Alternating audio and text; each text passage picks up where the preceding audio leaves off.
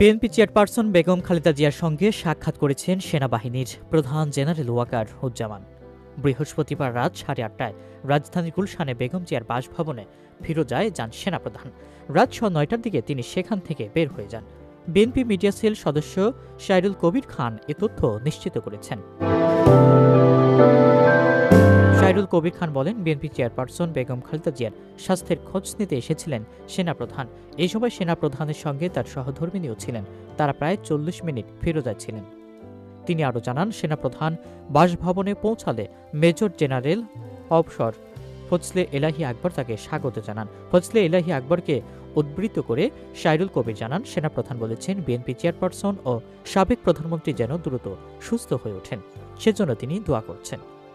উন্নত চিকিৎসার জন্য আগামী সপ্তাহে বিএনপি চেয়ারপারসন খালেদা জিয়ার যুক্তরাজ্যে যাওয়ার কথা রয়েছে।